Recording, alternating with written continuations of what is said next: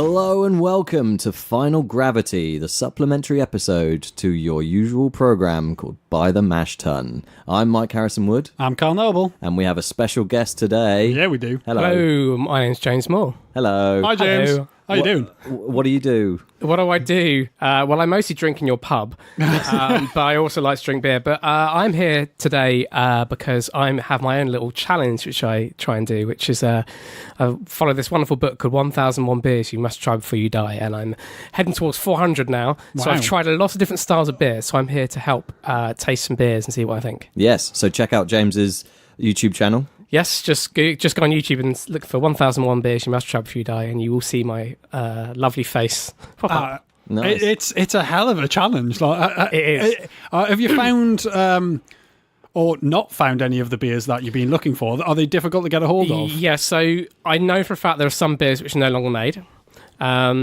So I have to make a decision later on what I'm going to do with those. I think I may try and find, if the brewery's still intact, I'll find the nearest beer which they do. Okay. Because it should be roughly along the same lines. Some breweries have gone out of business. Ooh. So I've managed to find, luckily I found some beers that are like the last bottles they made. So, do you have to like eBay it or something like that? No, I there's a brilliant website called Beers of Europe which has just tons and tons of beers, Right, which I okay. use quite a lot. I've been to the USA for this, Germany, Belgium. Specifically for this challenge or just for holiday? Or? I've usually done it as part of it. Right, okay. Commitment. Love it. Italy and Iceland. Wow. So it's helping you see the world as and well. and Northern Ireland as well. Yeah. So I have seen parts of the world, and I've done my favourite. If you want to have a look at the best one I've done so far on YouTube, it's Beer Review 100, where we reviewed the Icelandic beer from the book in the brewery with a member of the brewery staff. Oh, so wow. it's pretty good. So it's been an interesting challenge, and before I started doing it, there were certain beer styles which I hated, and I now really, really like. So I hated dark beer. I hated dark beer before I started doing this, but now I just love dark beer so much. And through the book as well, I've started actually to have an appreciation for saisons, because I've realised actually the original saison styles from Belgium, and if you drink the sort of the really, really good ones, I think the best one I've had so far was Saison Dupont, which is a classic saison. They're really, really nice. Whereas I don't necessarily like some of the newer wave English saisons, which are kind of I don't think it works on cask at all, as an example. Okay. So yeah, it's been a really, really interesting experience, and and keep on going until I hit 1001, I guess. Are you going through it alphabetically? Or No, just... so I initially started with a random number generator, Right. and Yes, you do. Pragmatic. that worked for a while until I just sort of struggled to get hold of beers. So now it's just what I can find. Right, okay. And there's things I've just found in the middle of nowhere. Like, for instance, when I was in at home at Newbury, I found on the top shelf I had the one beer from Palestine that was there just randomly. So there are these random beers I just find. You know, I was in the Nag's Head one time, and there was a beer on cast there which I need to review. So I reviewed it there and then with Bear Jones. So excellent. that was just so it's opportunist or what I can order online generally. Yes, yeah. Nice. Well, it's a hell of a challenge, like. Yeah. It's really, really interesting. It's kind of got that kind of collector's feel to it. When you got that kind of collector mania, to actually you've got to collect them all. It's a bit like beer Pokemon, where you got to collect them all and you got to try them all. And I would say most of them have been really nice. Some of them have been absolute dog shit. If I'm honest. So I think there are some beers in the book which are there as kind of markers of historic beer production. Right, so beers that are there that are not that exciting by today's standard, but are still really nice. So it's had beers like Exmoor Gold in there, which is the first sort of mass market production golden ale in Britain, and Sam Adams Boston Lager, which is by today's standard not very interesting, but at the time it was blazing a trail across America, along with Sierra Nevada Pale Ale and Anchorstein beer. So there are these sort of historic beers that are in there that actually are still really good beers. But I've also had to drink Budweiser, not the Bud Bar version, Red Stripe. Wow. Marston's Pedigree, which in a bottle is just awful. And just some beers that just have flavours in them that really shouldn't be in beer. The one thing I don't like about beer is beer that's just too sweet. Far too sweet. And there are some beers in there that are just horrendously sweet, and I just don't like them. Most of the beers have been really good, though. I think the best one so far has been by a brewery called Ballast Point in the USA, and it's one called Victory at Sea, and it's a coffee vanilla chocolate stout, and good. it's just incredible. So yeah, Look out for a bottle of that, I guess. I've already drunk it. Damn. But look, if you find it, yes. if you find it, buy it 'cause it's amazing. Cool. But, I bought that when I was in the USA. Cool. I have to give it a go. So one question: are you willing to try 4 beers that aren't on your list, made by us two? Yes, but only for a trade-off of you two also drinking 4 of the beers I need to review later. All right, Deal. Is that acceptable? Yeah, yes. yeah, Okay. Excellent. All right. Shall I go get the first one? Please do. Good idea. So, first up, we have something I made quite a while ago. It is a black IPA at 5.5%. So you've got just a hint of dark malt in there, just enough to make it black without masking the flavour too much, and hopped with Chinook and Olicana, I believe, and Yen USO5 yeast. So, what do you think? Okay, so so this is how I'd normally review a beer on my YouTube series is. So first, I'd look at now you can't see on this podcast what it looks like, but it is essentially it's got quite a lot of fizz to it, but it's not entirely dark. But black IPAs aren't always entirely opaque, so it looks like kind of like crossing a ruby red and kind of a sort of a porter. So smell, get quite a lot of hop on the smell, I think. Yeah, not too much maltiness. There is quite a lot of head there to aid the smell. Yes. I don't know what happened. I normally carb quite low in bottles, whereas for some reason this one's gone mental. So that's part of the bottling process. Possibly going wrong. just your pouring style. It might be my you pouring are pretty style. maverick with your pouring style. Speed is of the essence normally. But the proof, carry on. But the proof in the black IPA pudding is the black IPA drinking. So let's give it a go. Big swig. Okay, so initially I get the malt. I get the malt on the first taste. Not so much hop. It smells more hoppy than it tastes. It is tasty. It's a little bit thin. Okay. I would say, if I can be honest. What was the percentage of this one? 5.5. Okay. It doesn't taste like 5.5 for a start. So Which is good in I think some I point in regards. its favour, because actually I find the taste of overwhelming booze can mask a lot of sins. This has got more flavours of actually what flavours you want to come out in a beer. So you actually got the taste of the malt and the taste of the hops, which I can now taste sort of swilling around my mouth. So yeah, I say overall pretty good. As a black IPA, it does taste like a black IPA. Thank you very much. It doesn't taste like a stout or a porter. It doesn't taste like a sort of a standard IPA either. So good.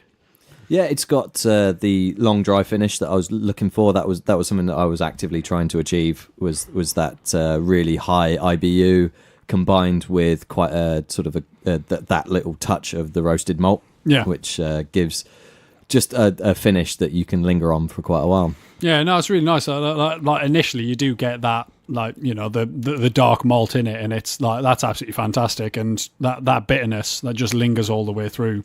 The aftertaste is lovely. Yeah, really nice aftertaste. Really nice sort of that malty bitterness with the hops as well. I think the combination of the two really gives a really nice aftertaste. I'm enjoying just the taste of it in my mouth from even after I took a sip of it a while ago. So So as far as I remember, the brew day was fairly uneventful. So no lessons learnt other than black IPA's nice. Yeah. I mean, I imagine my floor probably got wet at some point. It always does. But no, actually today, well, I say today, but today it didn't. Yeah, like no moisture on the floor at all. Congratulations. Thanks. Right, that's the first beer. Should we have another one? Yeah, I think that's a good idea. Okay, next up, we've got the Tropical Pale Ale. Now, if you remember correctly, this is the pale ale that I added an entire bottle of pineapple-infused rum into. Not just ordinary pineapple, though, was it? Not just ordinary It wasn't pineapple. Marks and Spencer's no, pineapple. it was either. barbecued pineapple infused in rum, and then a whole bottle of that into the beer. It was then put into a cask, which was served at a party, and pretty much all of it went, which was good to see. And this is one of those bottles. So one of the things I'm super keen to try is how it's changed since then. Interesting. All right, James, you want to have a first? So looking at it, it looks just like a tropical pale ale. It looks, it's slightly hazy, looks very summery, nice bit of sort of fizz to it. So that looks great. Nothing much else to say about that. Kind of orangey coloured. Let's go for the smell. There is a good pineapple note to it, actually. Pineapple and hops. Probably wouldn't say any malt at all. And the taste.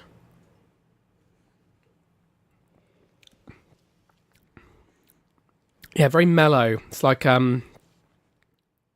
you might be confused to think there's no alcohol in it. I think there is. It tastes a bit like pineapple juice. Yeah. Which is good. That's a good thing. Yeah, it's a very, very nice beer. The bottle of rum did bump up the ABV, so it was quite low. Took it up to 4.5. So it's not crazy, but it's some. I am noticing personally a huge drop in the pineapple character from fresh out the cask. Yeah, so I'm noticing that the pineapple is definitely there, but I'm getting more. I don't know, more of the kind of barbecue smoke than I am the pineapple. Now then, if you remember correctly from the episode, I did actually put just a small touch of smoked malt in the I do remember that bill. The purpose of which was to sort of emphasise those barbecued pineapple rum flavours, and it's possible that has lingered longer than the rum. Yes, sort of flavour. yeah, possibly. Rather than complementing, it's sort of overtaken. Yeah, I think this is definitely a beer that was better served quickly. I think it's still very nice, it's still very refreshing, but I think originally when we first tried it, just after it had finished, it was, the flavours were so much more intense. Yeah. I'm now getting more smoke in it.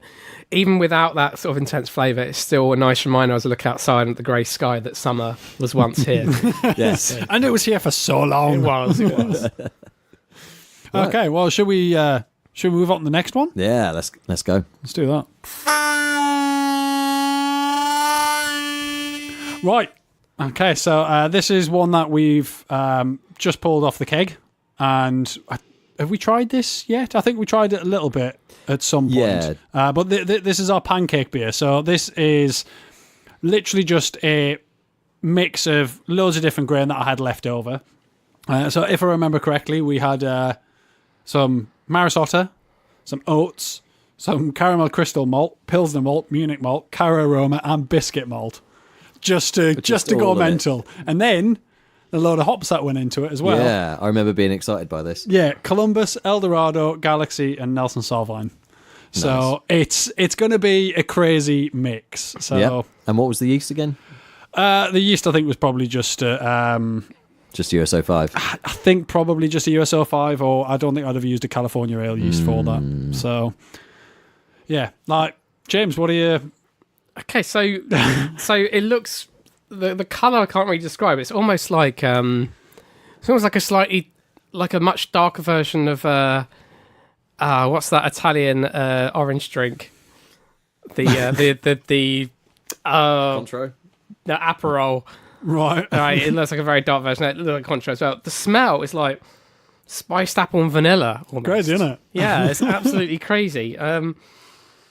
I just can't. The smell is so complex. So I'm going to have to go for the taste and see what it's all about. It's a good idea. Yeah, the carbonation's. I don't know what's happened to the keg in transit, but it's. Well, it's just been sat. It's had no top pressure on, so it'll have just kind of dissipated somewhat. Okay, it doesn't taste like it smells at all. That's good. It's got a very strong rye taste to it. Quite bitter. It's got I've almost got the front of my mouth quite a clean taste, but the back of the mouth quite a bitter edge to it. I think I like it. This is what you want from a pancake beer. Yeah. I think you want it to be like, do I like it? I think this beer is one that you could get Stockholm syndrome with. You could end up loving it, even though you don't really know why. Yeah, you got maybe you shouldn't love it. Maybe that's exactly what it should be called, Stockholm syndrome. Yeah, it's the thing is that this one was always going to be a bit of a gamble because it doesn't follow a style. Like it's not like right, okay, this is what I'm aiming to do. It is just right. I've got leftover stuff. Can I make a beer out of it? Yes, and yeah, like you definitely can. And it doesn't have to taste terrible. It doesn't have to be completely mental. It can be something which does follow certain guidelines, but. It tastes quite boozy. What's the ABV on this one? I mean, it's. Let me just have a quick little look. 4.5%. Yeah, and you've put what, 4 hops in it? Yeah. And what about malts and other shenanigans? That was a long list, wasn't it? 7. 7 different malts and grains. Yeah. I had a lot to use. Has it got rye in it? No. Okay, why does it taste of rye then?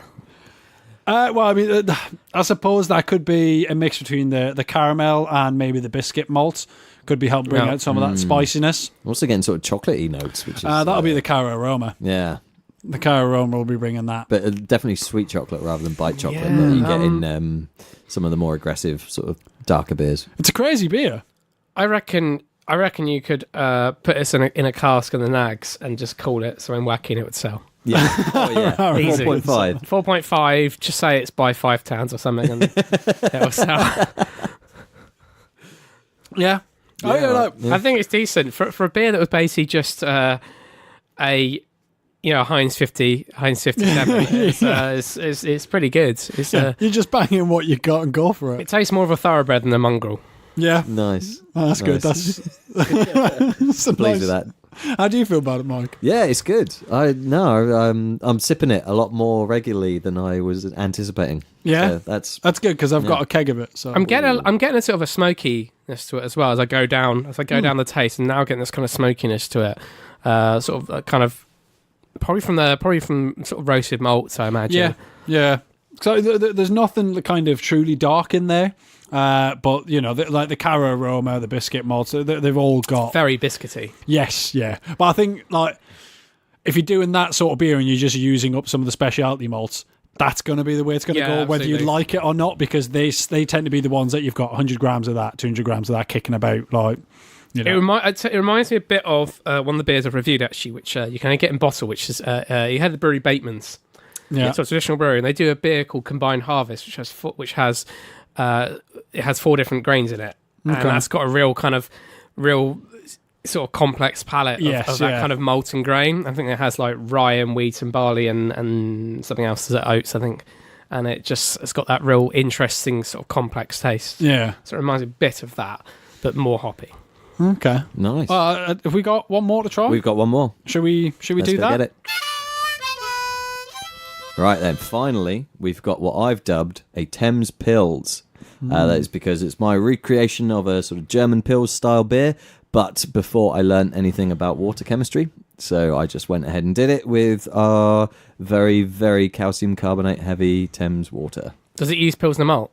Yes, yeah. Okay, you can call it a Pilsner. Yeah, That's good. Lots of Pilsner malt. Used a sort of German Pils yeast and Mandariner Mittelfrüh for hops, which is a very traditional sort of German lager hop.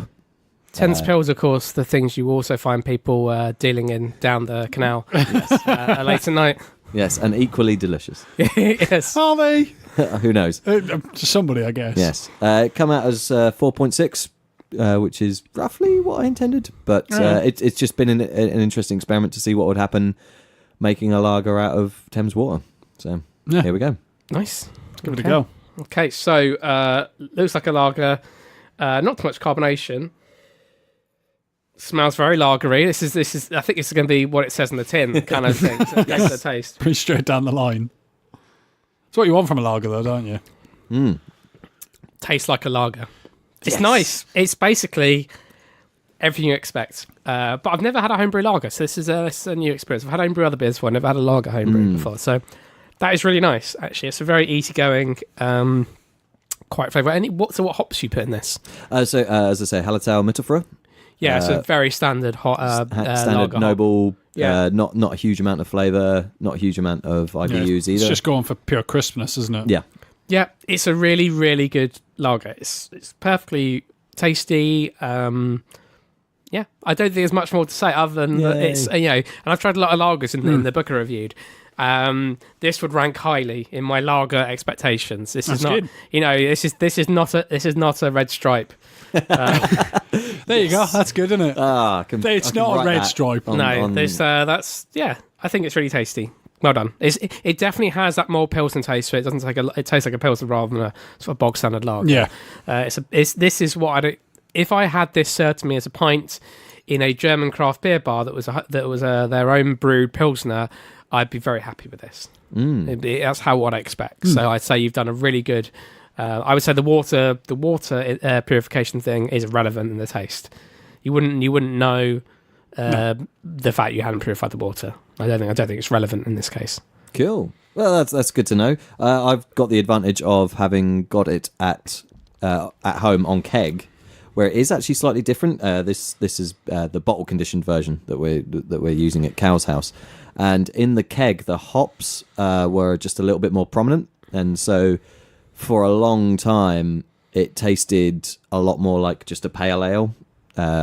Just a very crisp, clean pale ale, and it's only been in the last little while that lagering process has been long enough that it's started to develop that really lagery malt bite. Whereas this beer, I think the hops have dropped out a bit more. The sort of lagering process has happened a lot quicker, and it is tasting more like an actual lager, which I'm very pleased with. This is the first one of the bottles I've cracked open. Yeah, so it's really good. I mean, I've done a couple of lagers beforehand, and I've never really bottled any of them. So I've just had them all on keg, and it would be interesting to see, whether or not it does just lager out faster in the in the bottles or not. Because I kept them at room temperature as well, rather than at that sort of standard lagering temperature. Yeah. So. No. Interesting. Well, it hasn't suffered for it. It's it's really good. Very pleasant indeed. I wonder if there's something in that. Store your lager bottles warmer to lager them faster. Maybe. Yeah. Does lagering depend on heat? That's a question, isn't it? Who knows? I mean, So what's conventional wisdom about lagering heat? the lagering process does have to happen cold. The conditioning after the lagering process can happen warm, but the lagering process is a cold process. It does that is the way it goes, but it's just down to the way the beer was made, because it was always made during the winter times, and it's just because it ferments out at 10 degrees. Yeah. Largely. Yeah, the fermentation was really low. Yeah. As standard. Nice. But, it's very good. Stuff. I like it. Well, that's the end of the beers that we have for us to try today. Thank you very much, James Moore. Yeah, thank you. Pleasure. Do definitely check out his 1001 beers. It's very good. Well, especially as you guys are about to feature on it. Yeah, you got to see our faces on there, because a lot of people might never have seen our faces. It's true. It's true. Unless they faces. frequent the Nag's Head, of course. Yeah. We are Or if you go to kaiju.fm and check out our host profiles as well. Which you should do. Yeah, you should do. Yeah. Yes. All right, then. Well, thanks very much, everyone. Yeah. Cheers. Cheers. Bye.